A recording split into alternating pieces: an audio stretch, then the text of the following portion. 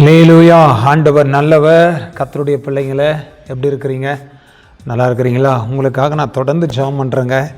உங்கள் குடும்பத்தையும், உங்கள் பிள்ளைகளையும், உங்களுடைய பிஸ்னஸையும், உங்களுடைய வேலையும், உங்களுடைய வருமானத்தையும், உங்களுடைய ஊழியத்தையும் கர்த்தர் நல்லா ஆசீர்வதித்து, கர்த்தர் உங்களை பலப்படுத்தி, கர்த்தர் உங்களை வழி நடத்துவார். தைரியமாக இருங்க. கர்த்தர் பெரிய காரியத்தை கர்த்தர் செய்வார். ஒரு வசனத்தை உங்களுக்காக நான் வாசிக்கிறேன் பாருங்கள். சங்கீதம் 85வது சங்கீதம் 12வது வசனம். கர்த்தர் நன்மையானதை தருவார், நம்முடைய தேசமும் தன் பலனை கொடுக்கும். கர்த்தருடைய பிள்ளைகளை, கர்த்தர் நன்மையானதை தருவார், நம்முடைய தேசமும் தன் பலனை கொடுக்கும் என்று வசனம் சொல்லுகிறது. தேவ பிள்ளைகளை, உங்களுக்கு நன்மையானதை ஆண்டவர் தருவார். நன்மையான எந்த ஈவும், பூரணமான எந்த வரங்களும், நன்மையான எந்த ஈவும், பூரணமான எந்த வரங்களும் ஜோதிகளின் பிதாவினிடத்திலிருந்து வருகிறது. அதில் யாதொரு வேற்றுமையும் மாறுதலும் இல்லை என்று வசனம் சொல்லுது. அப்போ ஆண்டவர் நமக்கு நன்மையானதை தருகிறவர். உங்களுக்கு ஆண்டவர் நன்மையானதை தருவார். ஆண்டவர் உங்களுக்கு நிச்சயமாக ஒரு அற்புதத்தை கர்த்தர் செய்வார். நன்மையான ஆசீர்வாதங்களை கர்த்தர் கொடுப்பார். தேவ பிள்ளைகளை, இதுவரைக்கும் நல்லதே நடக்கலைங்க ஐயா அப்படின்னு சொல்கிறீங்களா? கண்டிப்பாக இனிமேல் நல்லது நடக்கும். நன்மையானதை கர்த்தர் உங்களுக்கு தந்து உங்களை ஆசீர்வதித்து கனப்படுத்துவார். இது வரைக்கும் நடந்தது விட்டுருங்க. இனிமேல் கண்டிப்பாக பெரிய காரியம் நடக்கும். நன்மையானதை பெற்றுக்கொள்ளுவீங்க. கர்த்தர் உங்களோடு கூட இருந்து ஆசீர்வதித்து உங்களை கர்த்தர் கனப்படுத்துவார். நம்முடைய தேசமும் தன் பலனை கொடுக்கும்.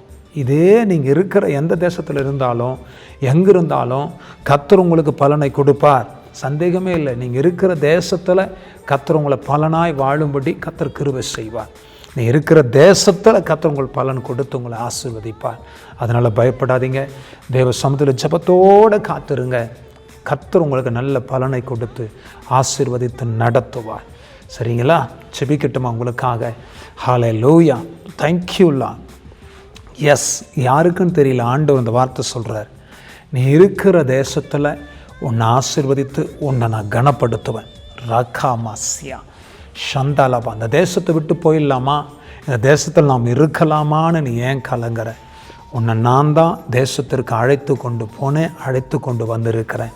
கர்த்தர் இந்த தேசத்தில் உன்னை ஆசீர்வதித்து நீ பலுகி பெருகும்படி கர்த்தர் உன்னை கனப்படுத்துவேன் என்று ஆண்டவர் சொல்லுகிறார்.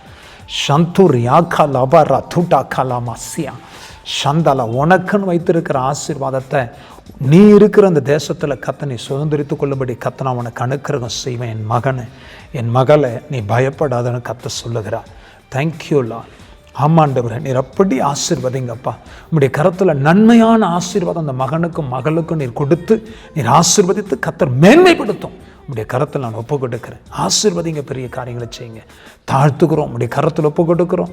தேவனே நீர் ஆசீர்வதித்து பலப்படுத்தும். கர்த்தர் பெரிய காரியங்களை செய்யுங்க. உம்முடைய நாமத்தை மையப்படுத்திக் கொள்ளுங்க. இயேசு கிறிஸ்துவின் நாமத்தினால ஜெபிக்கிறோம் நல்ல பிதாவே. ஆமென், ஆமென், ஆமென்.